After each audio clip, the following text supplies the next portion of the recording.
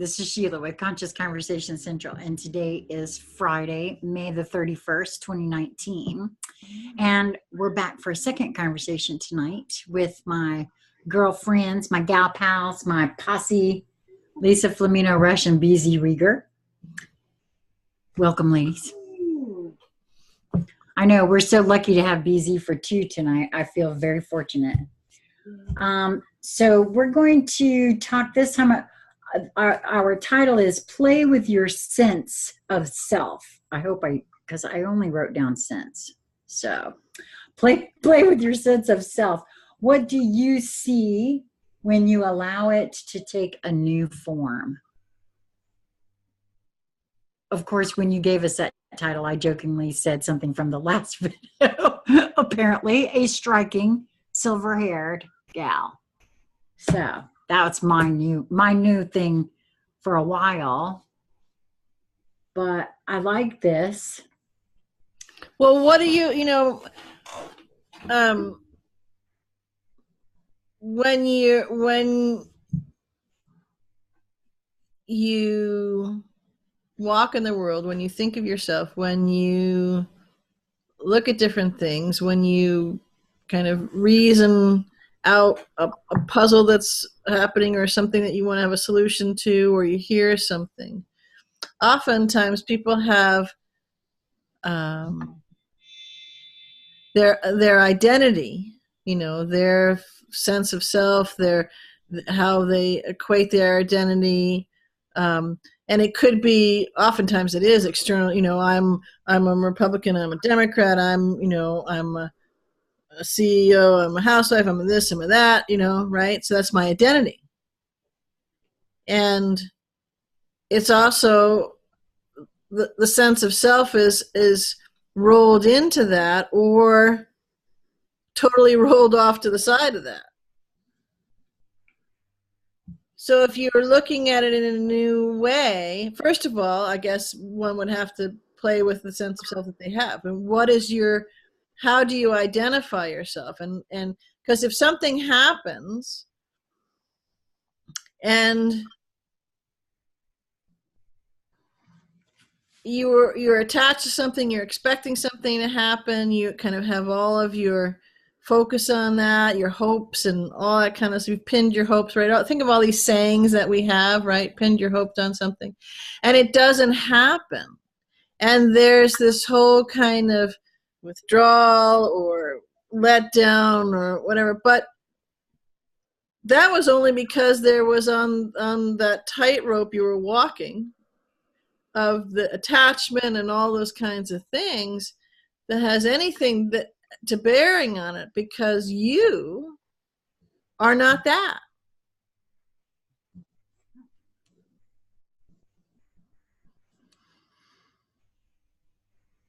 I'm hoping I'm not confused by what we're talking about here, because I'm feeling into it, and I've been playing with all these different sorts of aspects of myself.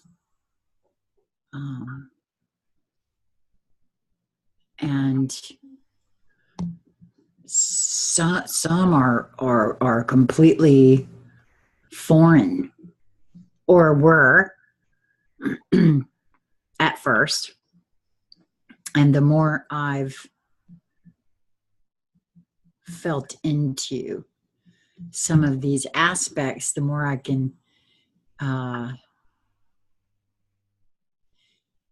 see kind of clearly that those aspects have been there for a while, but I just didn't recognize them as such. I don't know. I guess because, this kind of goes for me back to our other conversation in regards to being open to seeing things in a different way and that sort of thing.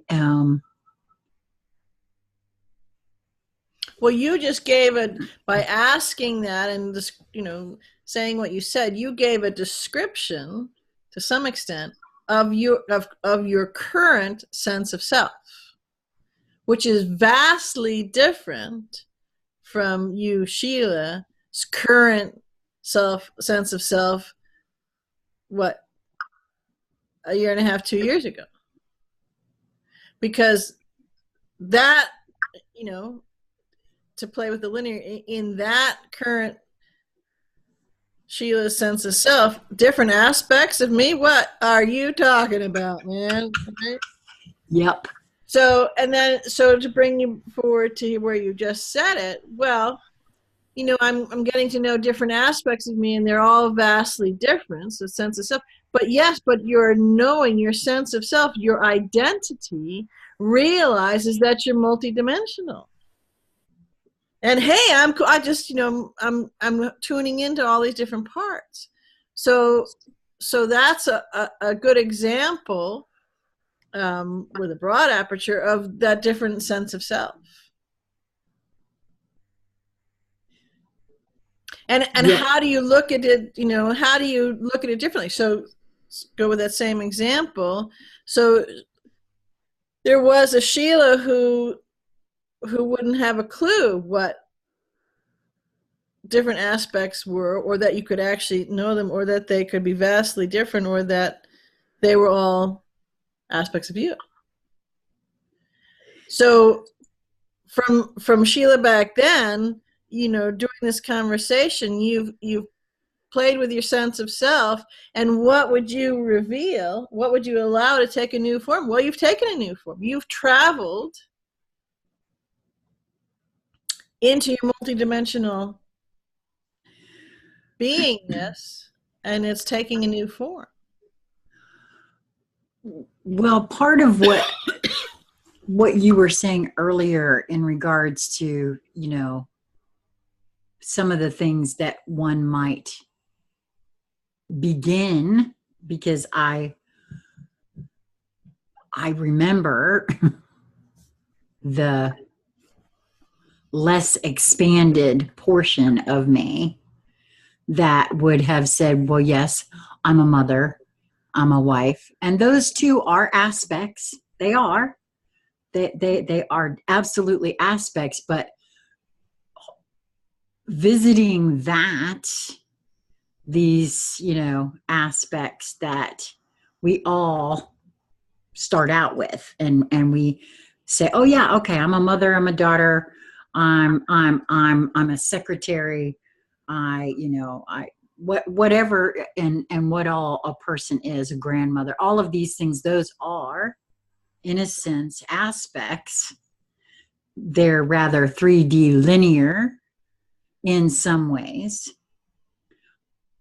But for me, when first considering the idea of multidimensionality, it seemed easy for me to well, maybe not easy, but it wasn't much of a jump to be able to see, okay, well, wait a minute, yeah, those are aspects of me, and I do step into those different roles at any given time, and there's really not much difference. At least there's not for me now, because I can also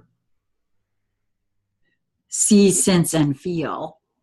I'm going to start using that terminology, because I used to use the word see, and it's not just see, it's see, sense, and feel. Much, much more. And once I started that expansion and just being open to looking at those aspects of me, it became so apparent that they have always been there. Mm-hmm. They've always been there, but I wasn't. It was like I had blinders on myself, and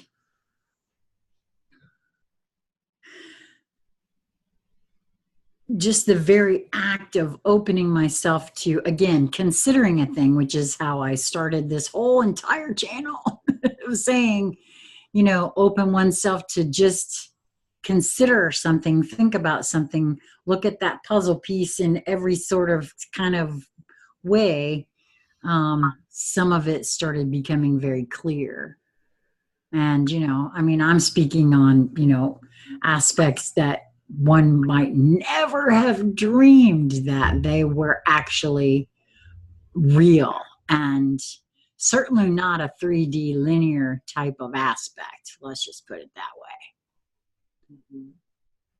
For me, a real expansion took place when I started adding to my grounding routine. That sense of everything is happening inside of me. And so I'm sitting in this house or the backyard, and I'll say, I'm consciously expanding this bubble of me, what I identify as me, to include this house. This house is inside of me, or backyard, wherever I am, is inside of me. I am the backyard. And I just sort of sit with that and feel myself as the backyard. And then I take it from that tiny aperture of me as the backyard, and I say, I now expand this bubble of me to include the city that I'm in, the state, or, the country. And I just keep going, and I sit with that piece for each moment. And then I go through all the way through the solar system, the galaxy, the galaxies. I am the universe.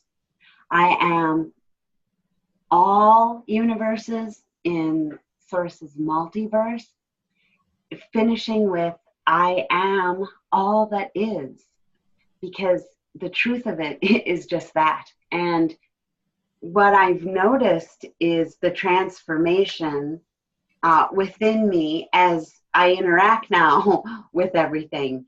It didn't happen right away, but the more that I do that, the more I really am feeling everything I encounter as me. And that has really changed everything for me.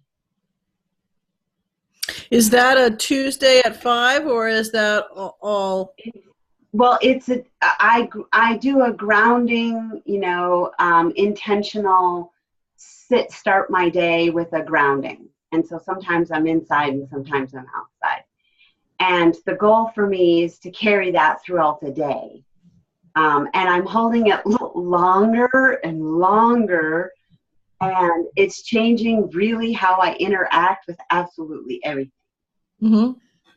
Yeah, I was going to say. At first, because at first I couldn't hold it for very long. But the more that I practice it, the longer I'm able to stretch that feeling of my sense of self being everything I encounter, not just the role that I play, but everything I encounter. So it's a practice that is expanding my awareness, and that just the more that I do it, the more I'm actually feeling or sensing myself as everything. What comes to mind, just because a couple of people said, well, how can I use that practically? And on the one hand, that seems like a limiting question. On the other hand, actually, it's a very expansive question, although I don't think they meant it that way.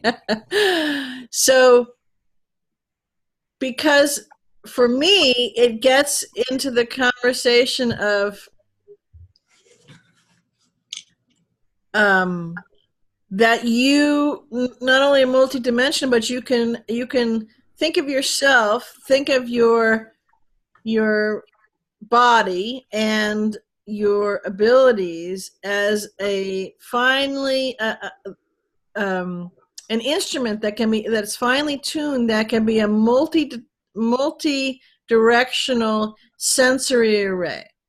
So by what that I mean is, you've ever heard someone say, well, I'll hold the space for you, right? Someone says they're sick or whatever, and I'll hold space. Okay. So that you've taken one of the the facets, one of the directional parts of your focusing array, and you have reached out wherever they are. They could be next to you geographically, they could be on the other side of the planet, whatever it is. And you have taken your sensory array and you've reached out to hold the space there. You're doing whatever, you're going to work, you're doing whatever else you're doing, but and you're having your focus, your sense of self and who you are and what you're playing with hasn't changed, hasn't been diminished or weakened or anything else. It's actually being enhanced, maybe not knowingly, because now you're tuning into more of yourself. So another example, I visualize it, well, I just do it now, but I used to visualize it as throwing a net, a bubble of love, and holding the space over something, or tuning in and being in touch with that. And I could have multiple things, back when my daughter was around, over where she's playing, or if I was overseeing something, I had my own business, what that was going on, what I was doing, if I was riding a horse. So my sensory array could go and have, these spheres that it held on, and I knew what was going on. So for an example here, I do kind of rounds to check everything out. It's a vast complex, and it can be pitch black. In the wintertime, the days are short. It can be pitch black, and I can be driving past something and know whether a door or window or something is open, because my sensory array, if I'm expecting, and that's how I'm holding it, that everything should be closed down, buttoned up, then the door should be closed, the windows should be closed, all that kind of stuff. And I can feel it. I can know that, oh, hang on, this gate is open, or this door is open. And I can be going by at 15 miles an hour and stop, and I back up, and I get out, and I go check, oh, yeah, okay, that's open, kind of a thing. So this is what I'm saying. So in that sense, that's very practical. Yeah. That this is a skill, although a little freaky seeming, is really handy, for the company that I work for. Freaky and handy. Right. Something. Okay, so I was trained as a Reiki master, so I did all 3 levels of it. And I kind of work with the energy in my own way. It didn't feel comfortable to me in the way that I was taught. So, it's like I grabbed that pencil and I hold it my own way, and I write what I want to write with it. And the pencil here was the idea that universal energy runs through me, and I can consciously work with it. So that's what I do. So one of the ways that's really practical, so this is my healing technique. And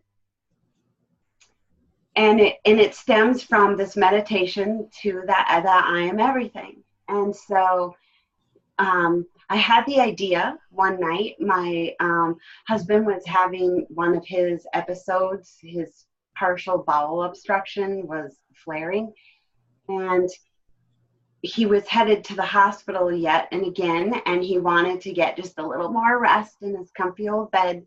So he said, we'll go in the morning, and because we learned to, navigate these crises. And he said to me, can you help me heal this so we don't have to go to the hospital? And I said, yes. And I just knew that I could. And all I did is I placed my hand upon his belly, the area that was the difficulty. And I tuned into his body as though it were my own. And I felt as though it was me. And I talked to his body like I talked to mine. And it cooperated with me. And he had fallen asleep almost instantly. And, he'd been laying there moaning for hours. So it was,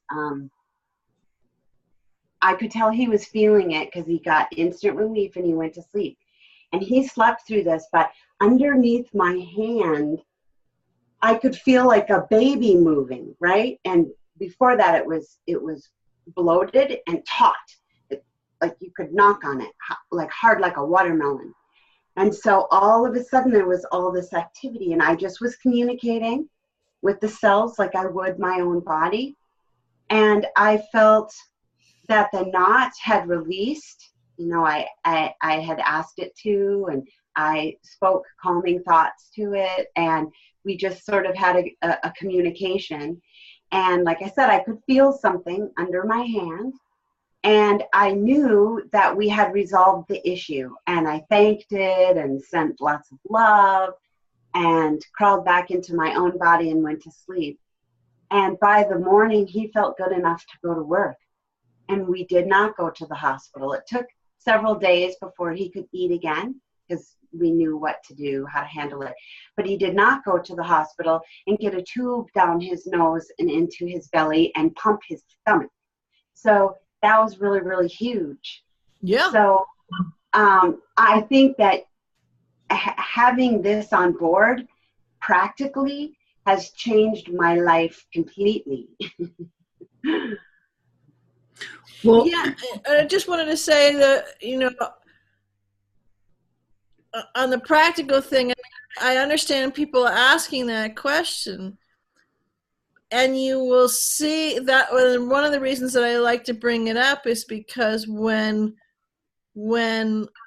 we can play with those things, they discover that the practical, first of all, is not all it's cracked up to be, and second of all, if you can assuage that, you know, yeah, but what's practical about it? If you can assuage that, you actually unravel all of the strings that are attached to it, and now you're off to the races and playing with it. So that's the reason that I asked that, is because it's a block that people put up, and if they can see that different things, and they can, so, well, it's, you know, okay, that might be worth playing with, is, you know, because I can do it for X, Y, and Z, right? And okay, so great. If that's the door that gets you to go into play, then I'm all for it, because what you'll find very quickly is that all of that kind of chords and regimentation and the practicalness and all that very quickly falls away, because you're like, that doesn't even have any place in how much my life has expanded, how much ease, how much, hey, there's more FRNs because we didn't go to the hospital, you know, all these kinds of things. And it's a totally different landscape. Well, for the second time, I've heard somebody ask what an FRN is. It's Federal Reserve Note. I'm just going to say that right now, because that happened in the last video and I didn't say it, so I'm going to say it now. But BZ, while both of you were speaking, it came up for me first with BZ. So what I notice about what both of you are saying here is these are things that the two of you have been practicing and doing and just being for some time. Mm-hmm. It's not something that just, you know, right. I mean, I'm not saying that it couldn't be, because I really feel like that is a real thing. But this came up when you were speaking in terms of riding through the dark and sensing, because your array is out, something being open. And my question for you is, how would you differentiate that feeling from your sensing array and a nudge? Oh, well, because I can literally feel it. So if I'm driving someplace, let's say these are dirt roads. Well, there's a couple pavers, but so I'm driving down a road, right? And I know the lay of the land, right? I know there's a building here, there's a group of buildings there, there's, you know, paddock or pastures or whatever here, and there might be like an open shed there, and there's some tools there, right? So I have a general sense of what everything is, right? When you get up at night and you're in your house, you're in your apartment, whatever it is, you're in your dwelling, and you pretty much know that to get from the bed to the bathroom without having to turn all the lights on and actually wake yourself all the way up, you can navigate it, yes? Because you have a sense there's a hall, there's a this, there's a that, and occasionally you misjudge and out, and right. But you know that they're there. So the difference in the nudge and the sensor array is because as we started this is what made me want to bring it forward as a play, because when I put this array around it, it's me. So just like I know that my arm is here, and I'm used to maybe I have a bend in my finger, or my fingers are particularly straight, or whatever it is, or okay, here I have like a mole or something on this elbow, right? So I don't go, well, what is that? Because I know it's there. I might go, oh, where'd that go, right? So this is part of my field now that it's there. So I can tell, and I don't have to consciously go, there's a door, okay, I'm passing this and passing. I've just incorporated it in. So if I'm driving along and I go, wait a minute, and I'll back up, that's where I can tell there's a differential. Maybe like the thing has gone off my arm, or wow, what's that? I have a bump there now. Kind of. Does that make sense? Well, yeah, I guess because that was my point in asking, in stating before I actually asked the question, is that this is something that the two of you have now been practicing and doing for a while. And because that is one of the things that I've noticed in regards to myself, is that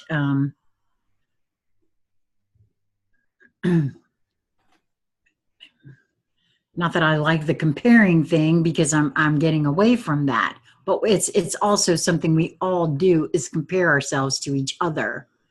And when I ask Lisa questions in regards to some of these things, she's very clear. These are things that she has incorporated into her lifestyle for some time. What she's doing with the grounding, what you're doing here, you have incorporated that you can feel the difference. I guess what I'm saying here is, yes, and some of them I can incorporate all of a sudden. Well, the length of time is not, it's more of a noticing and an awareness. And I might have watched a video like this and go, well, that would come in really handy, because that just shaved a half an hour off of my thing, right? So whatever, maybe that was the reason that made me go, I think, okay, well, how do I play with that? So right. I guess all I was trying to point out really is that just being open to giving all of that a try, especially in these energetics at this point, for me anyway, I'm noticing that it doesn't take as long as I might have otherwise thought. It takes as long as it takes, and that's predicated upon our blocking it with our brain. That's what I'm trying to say, is first of all opening. Yeah, so let me just jump in here. So play with your sense of self, and what do you see when you allow it to take a new form? So if your sense of self is that you're small, I can't do all these fantastical things, I got to pay the man, I got to pay my taxes, I got to do this, I got to do that, I'm small. They're keeping me from doing X, Y, and Z, Who am I? I'm just a little, right? That's a sense of self. Mm-hmm. So if you let go of that, what do you see? In that moment of letting it, now you may not stay with you, but in that moment you think, well, that'd be cool, and you go try it out. I'd be willing to bet you can do it, even if you only allow yourself to do it for a nanosecond, you can do it right away. Because time doesn't exist. Right? So that's what I'm hoping to kind of bring forward. Now I can shift and change how I do different things, and I may all of a sudden occur to me and go, well, that's an idea. And I may have a nanosecond where I go, well, okay, you're a little slow. How come you didn't think about that, a year ago, a month ago, whatever it was, because that would have come in handy, right? But I can change those different things. One of the things I realized was to kind of flip it the other way. There were things that I would just start doing and I wasn't planning them. They weren't necessarily intentional. And that would be where it was a nudge. The nudge was something, and I probably intuitively did it and incorporated it and say, okay, nudge coming in. How do I, build this thing and do this, right? It wasn't like that. It was more seamless. It was more innate, right? And so, for example, of holding the space, then the reason that I noticed it was happening is because I would quit doing it. And the things would shift and change immediately. Something that had been working or still running would stop. The car would break, this with that. You know what I mean? Because the energy that I was encompassing it with was a flowing, effortless energy. And I withdrew it, and the flowing and the effortless energy wasn't around anymore. So some instances I'm thinking about were mechanical, and and that was it. And I thought, well, wow, look at that.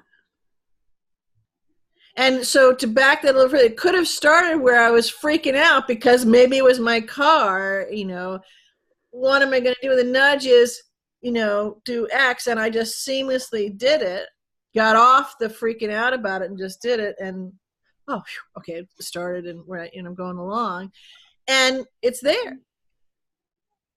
And it wasn't until I, an example, and I withdrew it, and all of a sudden, the car went.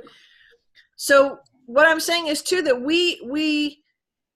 we're so powerful, and we're so magnificent, and we're so creative, and we just love, we are this incredible powerhouse of creativity, actual, tangible, touchable, palpable, workable, really coolable ability, being. And we're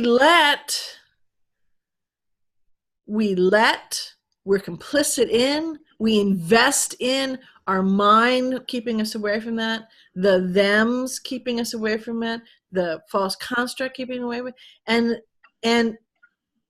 if you don't like how that is flowing, then now is a really good time to quit doing that.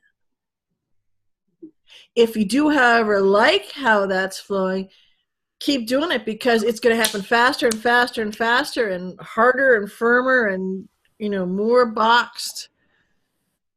And it'll look like the box that you had before was just nothing. It was just a paper tiger, because now you got a steel, lead line, titanium, layer upon layer kind of thing. I don't want that. No, thank you. And I'll just say no, thank you, and move along. That's why this is titled this way. So what do you see when you allow that to take a new form? You read a book. Some people read a book that's fiction because they're interested in the story, they like the characters, they want to relax from it, right? So you dive in. You don't go, well, that doesn't make any sense. But you go in the story, right? Or you read how do you take this carburetor apart and put it back together, because you can't afford the mechanic, and maybe you're tired of, just to use the female thing, you're tired of the used car salesman always giving you the hairy eyeball and they can talk you in. So you're going to learn how to build a carburetor and knock someone's socks off, and hey, your carburetor is going to work, right, kind of thing. But you have a how do you do it book, right? So you go into that and you lay it out. What I'm saying, so those are just two examples. Go to a movie, all different things, but you go into that. You try it on for a moment. So you're shifting. So the sense of self is someone who has no idea how to build a carburetor, and the other sense of self is, oh, I'm going to entertain how to build a carburetor. See what I'm saying? So it feels different. It looks different. You encounter things differently. You may jump right back out and say, okay, that's enough of that. But what I'm trying to get people to play with is how you can shift those things. Same if you're going to the story. And it's the descriptors that are going on, and the person who's written it is something, but you bring it alive. I think it's fair to say that most people have read at least one story or been read at least one story, and that came alive for them, and how they encountered it, how their creativity and their visualization, whether they called it that or whatever, or they just were immersed in the story, right? And it came alive, and you felt things that heretofore, prior to the story starting, you had not been feeling, you were not encountering. And this is what I'm talking about. So we are writing and scripting a new story. It may be that we put the book down shortly after, or we expand it, right? But we're noticing that we have the capacity to do this. Do you think, just with the story thing, because someone said, well, that sounds really hard. Okay, so do you think when you sit down to read a book, and you're kind of reading it, and you're in the story, are you thinking how hard this is? No, you're in the story, right? This is what I'm talking about. We have the most amazing capacities, and if we don't feel that we do, then our sense of self is telling us, tied to, identified by someone being small, who's just plain and average, who doesn't have those things, who's just, is put upon, or whatever it is, constraints, whatever it is. And so, just like you'd sit down to read a story, what I'm saying is play with shifting. When you play with your sense of self, so instead of being the sense of self I just described, pluck one out of thin air. I'm polka dot, I'm whatever. I am, my identity is whatever it is, and play with that. Just like you pick up a story and read it. Is that a good metaphor? It's perfect. I started smiling because I did a musing, oh gosh, I don't know if it was yesterday or the day before, in regards to something similar to what you're speaking on here. When I was talking earlier about having opened myself up to things, just being open, period, to myself and all that might want to show up, present. I discovered that on some level, I am a warrior that carries a huge black obsidian sword, and I always have been, which was quite the surprise to me. And I am now certain that I am that warrior in another density, dimension, realm, whatever. That is a part of me. Mm-hmm. You are that now, here, in this moment. Well, that's what I guess I'm alluding to there. And just having that on board opened up even more for me. I mean, I'm also a commander.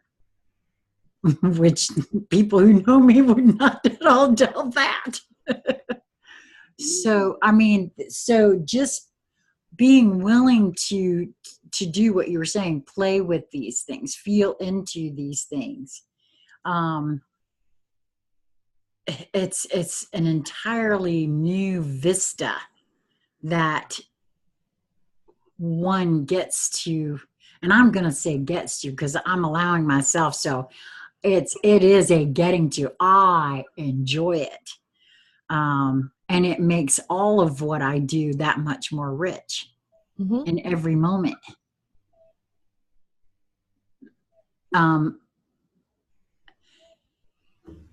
It's in some cases the embracing of some of the things that have presented at first, I have to say, because some of these things that have presented to me over the past year, and I will say year, the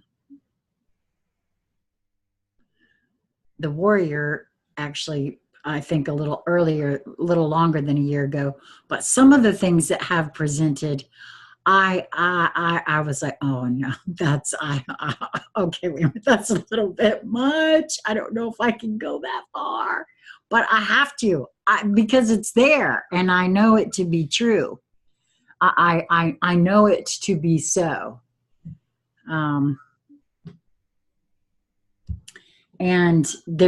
I have a feeling there's lots more where all that came from, because, we are truly unlimited. And I have to say that,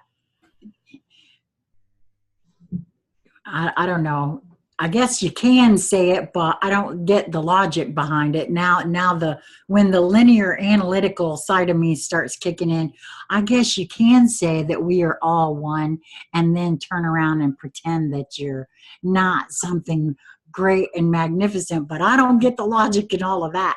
How can we be all one and you be a singularity and not get that you're way more? Right. That's a real head shaker. And so I've had to abandon that idea that I'm not any of these things, because I am. And well, it's and again, glorious to just embrace it. Yeah, and part of that comes with too, because maybe there was a thought, well, that's not how things work, or oh, okay, well, we've had conversations about all the different realities that you create, and all of the different, because there's your multidimensionality, and then the quantum lanes go off, at different trajectories. So every time you have a huge node point, and we've talked about, Lisa's mentioned a supposed dream where she met another Lisa, married to the same husband and had the same daughter, and it was a different thing, right? Because every time you do that, you're pulling off those things. So to say that, well, there could only be one of those, hairy monsters, and there can be only one of those cute bunny rabbits, and history tells us, or the Bible says there's only three. Oh, well, right. Okay, let's make sure we stay with that storyline, right? And again, that's another reason to confine ourselves, to reach into it. Now,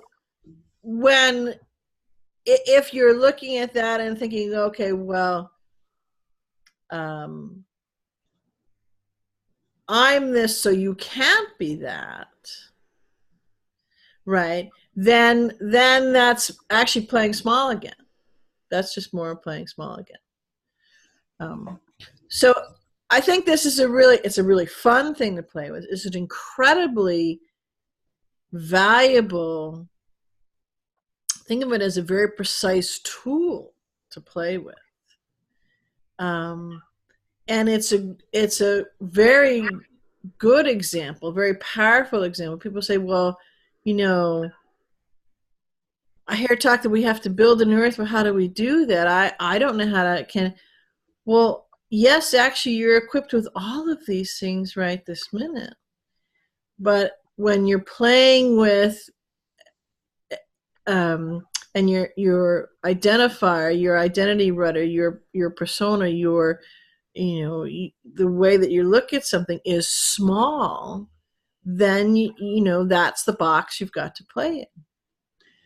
Let go of the box, and you yourself will generate things, but since you're also all one, there's co-creation all over the place. Well, I know for myself, the propensity, still and yet, sometimes, gonna just be right honest here, the propensity still and yet for me sometimes is to not hold it outside of myself, but like, if I've had a dream or I've had an experience or I've had something come in to I don't know, I want to say hold it out here somewhere, you know what I mean? It's the and I know I'm aware, and I'm getting quite dizzy in this moment. I am aware that is also a program and a conditioning. To hold that out here somewhere as something separate, and sometimes I'm not clear if the reasoning or the propensity for that has to do with the 3D linear portion that still exists within my field, or, I mean, like I said, I'm finding that I absolutely have the ability to hold all of these things as truths, and still and yet, when I have an experience or something, to hold it out here in some way. Oh, and look at it as a fantastical event, which I'm not going to give that up because that's rather joyous for me. There's a little part of me in here that is just like, wow, I'm a commander of a spaceship. And, so that feels deliciously cool to me. The little me. I don't know. But I'm just saying. Blow off the tongue as easy that time, did it? Oops, busted. You caught yourself on that one, didn't you? Well, I mean, it's trying to go back to the little me is what I was referring to. Yeah. But it is, there does feel to be sometimes this propensity to hold it as something out there, when I know, I know that it's not. And yet, okay, so this is one of those cases where, and yet it is. As I am quite aware that some of these aspects of me that I can feel are out there. And when I mean out there, they're not part of this physical vessel. Yeah. Okay. Hence the all one and the singularity. Singularity. Yes. Yeah, I'm so dizzy now. And the last thing I would kind of bring into play with is, all of what we've been talking about, and the examples that Lisa talked about, her grounding and expanding that and bringing, so it's all encompassing and all encompassing. Another way to say that is Lisa's doing an exercise on love or fear.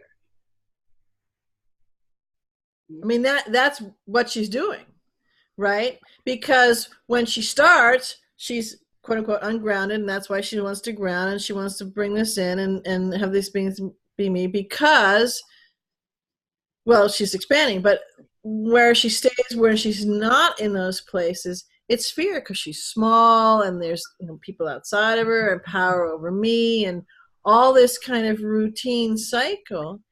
And hang on, wait a minute, all of a sudden, she can ground and envelop and envelop and envelop, and then it's all in me. it's an inside job to a whole nother understanding. You Yes, know? it does. And that we started this conversation that you're the only one, wasn't it? I think it was this conversation, that you're the only one who can do this. I'm confused now. You lost me for there. What We do you were mean? talking about, if you Lisa was saying about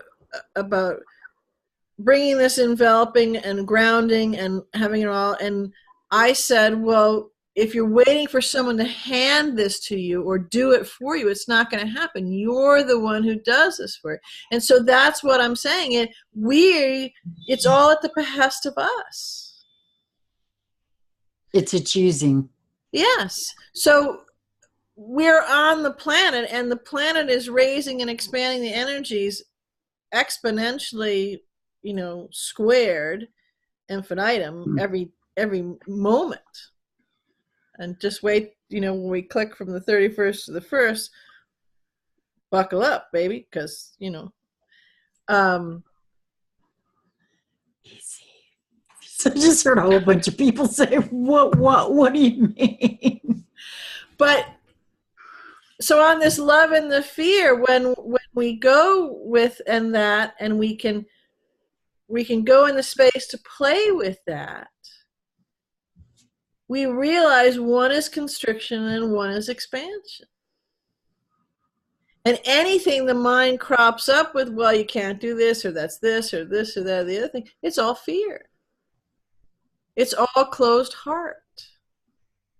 And the reason I was nudged to bring that up is because that simplifies it a little bit. It may, in some instances, make it a little bit more complicated because you can't judge, but you can feel it.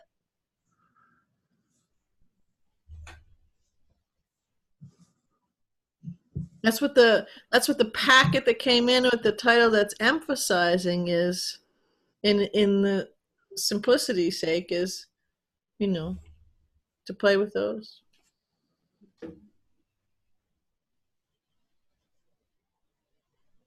It cuts any length of time to practice, or just gone. Well, and some beings may be very much like I have found that I was holding things in a wholly different way, like that whole I'm not connected thing that the two of you called me on. That I now see. Say what? I said what repeatedly. Yes, repeatedly. Well, to give myself some credit, I see now where I am so connected. I mean, it gets to the point where Lisa only has to ask a question in her head, and I'm giving her the answer, and I have no idea that she's asked it. That happened just. I love that. That is so much fun. Now, we couldn't hear you. What did you say? She said, I love that. It's so much fun. Oh, I couldn't hear. I could hear her voice. I couldn't hear her either, but I know what she said. But I wanted to say it because I wanted to see. So for that she said, yeah, that's exactly what I said. So that's a good example of being in that connectivity. Mm-hmm. And we can do it with everything. Yep. Well, I have to, and I would love to just throw this out there for everyone that's watching this. Start paying attention for yourselves, because I got a feeling that there's a whole crap ton of people out there that were just like me, that thought they were not connected. First of all, I love the fact that the two of you pointed out that if you weren't connected, you wouldn't be alive. Right. And that made a lot of sense once I finally grokked that. That made a lot of sense. But secondly, for me, just stopping and feeling into things, I started becoming amazed at just how, and sometimes it's innate, like BZ was saying, it's just innate. It's always been there. And so I never noticed it because it's just always been there. Yeah. Or you labeled it something else. Say what? or you labeled it as something else. Well, yes, in my case, it had always, all my life, been it had been labeled as intelligence. Yeah. You're addicted to being, people are addicted to being small. They're addicted to being a victim. They're addicted to the sense of self that is talk about diminished capacity, and they keep perpetuating it. And because it's the great model of the false construct, kind of laid out and perpetuated, and you get shunted down different tunnels that pain and pleasure reward and reprimand, of continually doing this kind of stuff, of whining at the same time that we're wholly attached to being small. Because now you are chasing your multidimensional tail. And that's really helpful if we want to control you, when we want to keep you in things. So, because you can never win then, can you? You can never be happy. You can never be satisfied. You can never be not small, because no matter where you look, you're in this foobar. Except that we have the power. We can take and crack that nut in an instant. And here's the tie into what you were talking about, connected, because we've always had the nut cracked. And that's a whole other conversation. Well, save that one for another time, and I'm writing that down. We've always had the nut cracked. We are having that conversation. Well, would either one of you like to add anything to this conversation? No? What'd you say, Lisa?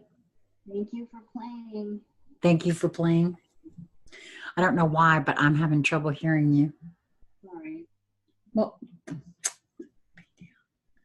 well, earlier in this conversation, I had to hear it through the wall because y'all were frozen, but I could hear it through the wall. So, really? I have a connection issue. Yes. Oh, wow. I didn't even know. You couldn't tell on out here, except for the fact that I couldn't hear you sometimes. I think that your mic goes to pick up Sheila through the wall, and so that's why it doesn't buffer to Lisa right in front of it. Probably so, because I'm rather loud. Which is nice. So when you're frozen, I can hear you.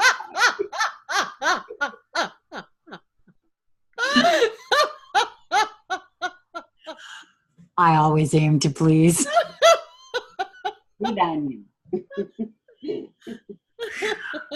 Well, thank you, ladies, for yet another excellent conscious conversation.